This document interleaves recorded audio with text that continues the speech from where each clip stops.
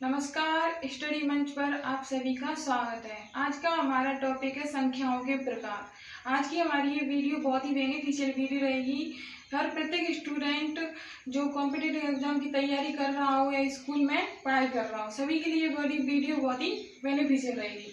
तो संख्याओं के प्रकार को जानने से पहले हम जानेंगे अंकों के बारे में कि अंक कितने होते हैं। तो अंक होते हैं हमारे 10। कौन कौन से? 0 से 0, 1, 2, 3, 4, 5, 6, 7, 8 और 9। 0 से 9 तक हमारे अंक होते हैं। इन सभी अंकों से मिलकर संख्याएं बनी होती हैं। तो अब हम जानते हैं संख्याओं के प्रकार। सबसे पहली हमारी संख्या आती है प्राकृत संख्या।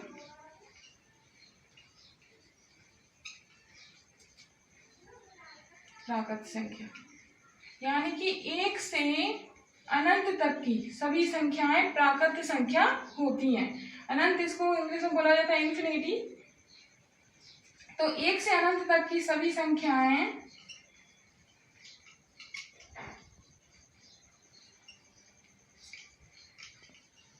प्राकृत संख्या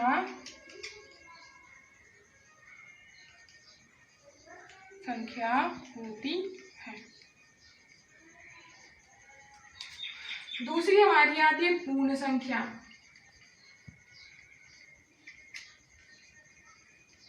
पूर्ण संख्या यानी कि 0 से इन्फिनिटी तक की, 0 से लेकर इन्फिनिटी तक की सभी संख्याएं पूर्ण संख्या होती हैं। यहाँ पर हमने देखा कि प्राकृत संख्या कहाँ से शुरू होती है। प्राकृत संख्या 1 से अनंत तक की सभी संख्या प्राकृत संख्या होती हैं और पूर्ण संख्या 0 से अनंत तक की सभी संख्याएं पूर्ण संख्या होती है। तीसरी संख्या हमारी आती है पूर्णांक संख्या।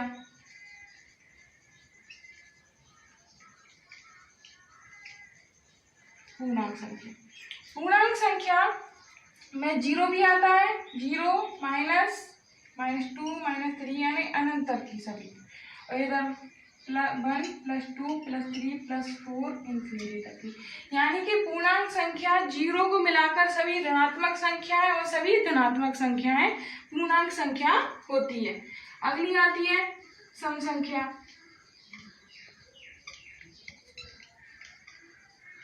सम संख्या किसे कहते हैं? अतः सम संख्या वह संख्या जिसमें 2 का भाग चला जाए। वह प्रत्येक संख्या जिसमें 2 का भाग जाए उसे बोलते हैं हम सम संख्या। जैसे कि 4/2, 8/2 यानी कि वह संख्या जिसमें 2 का पूरा भाग चला जाता है उसे हम बोलते हैं सम संख्या। अगली संख्या आती है हमारी विषम संख्या।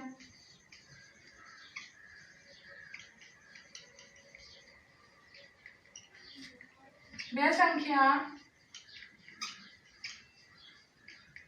जिसमें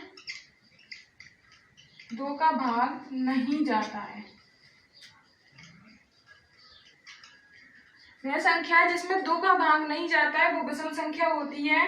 अर्थात जिसमें 2 का भाग करने पर कुछ या कुछ शेष बचता है उसे हम विषम संख्या बोलते हैं। जैसे कि हम 5 में 2 का भाग देखें तो 5 में 2 का भाग देंगे हम तो 1 शेष बचता है, अतः 5 विषम संख्या है।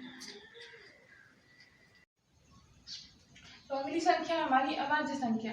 वह संख्या जिसके सिर्फ 2 गुणनखंड हो अभाज्य संख्या कहलाती है। यानी कि एक तो वह स्वयं हो और दूसरी 1 होना चाहिए तो वह अभाज्य संख्या होती है। जैसे कि हमने यहाँ पे एग्जाम्पल लिखे हुए हैं 3, 5, 7, 11 और 13। अब इनका हम गुणनखंड करके देखते हैं। तो 3 का गुणनखंड करेंगे, एक तो ये 3 खुद से कट रही है, दूसरी 1 से करेगी, यानी कि ये अभाज्य संख्या है। 5 को देखते हैं, 5 में ये खुद से पहले 5 से कटेगी फिर 1 से कटेगी, यानी कि हमें इससे पता चलता है कि वह संख्या जिसके 2 गुणनखंड होते हैं वह अभाज्य संख्या होती है। अगली संख्या हमारी आती है भाज्य संख्या।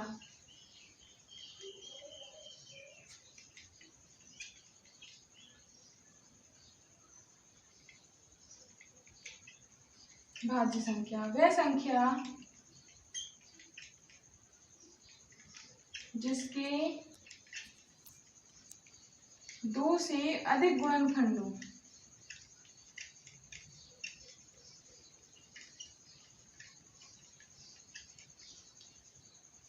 गुणनखंड हो भाज्य संख्या होती है। जैसे कि यहाँ पर हम ले लेते हैं 4, 8, 12, 16। अब उनके गुणनखंड निकाल कर देखते हैं। जैसे हमने लिख लिया 4 को गुणन करेंगे 2 से 2 दूनी 4 2 बार, और 2 से फिर काटेंगे एक बार, 1 से काटेंगे, यानी कि इसके कितने गुणनखंड आ गए 1 2 3, यानी कि ये हुई हमारी भाज्य संख्या। 8 का निकाल करके देखते हैं हम।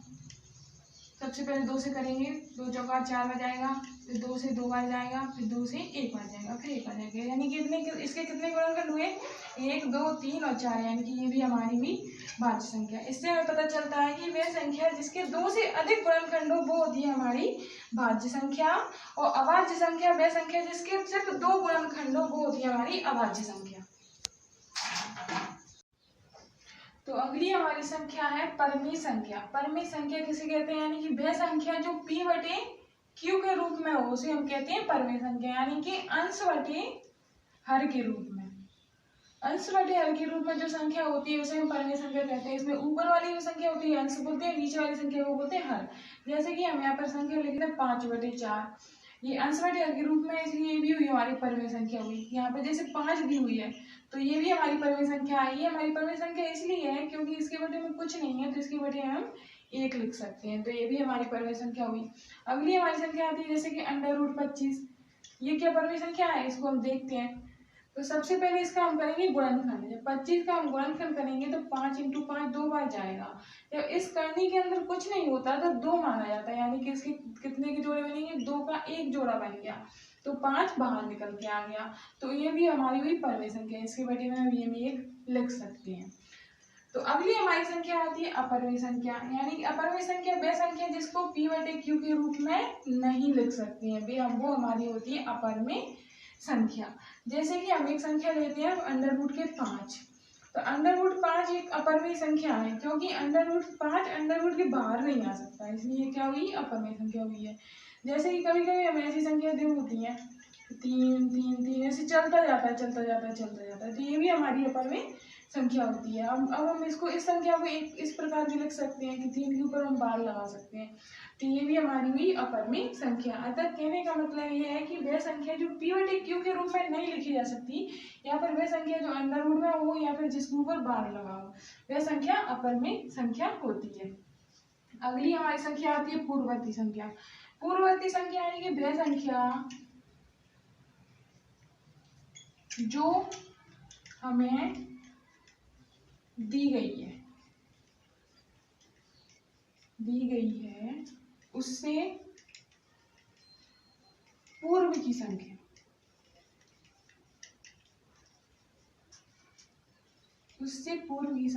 पूर्ववर्ती संख्या होती है। जैसे कि यहाँ पर हम लिखते हैं 19 की पूर्ववर्ती संख्या क्या होगी, 19 की पूर्ववर्ती संख्या होगी 18।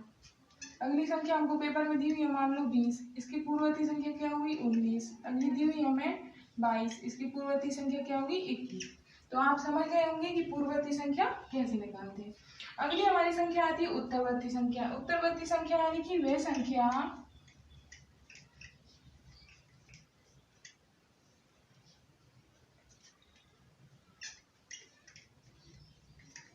जो हमें दी हुई है उससे बाद की संख्या, यानी कि जो संख्या हमें दी गई है उससे बाद की संख्या उत्तरवर्ती संख्या होती है। जैसे कि पेपर में हमें दिया हुआ है 20, तो इसकी उत्तरवर्ती संख्या क्या होगी 21। अगली संख्या हमें दी है 25, इसकी उत्तरवर्ती संख्या क्या होगी 26। तो आई होप, मैं आशा करती हूँ कि आपको ये संख्याओं के प्रकार बहुत अच्छे से समझ में आए होंगे। अगर आपको ये संख्याओं के प्रकार अच्छे से समझ में आए हो तो प्लीज़ कमेंट्स कीजिएगा और हमारे चैनल को लाइक शेयर सब्सक्राइब कीजिएगा। Thank you.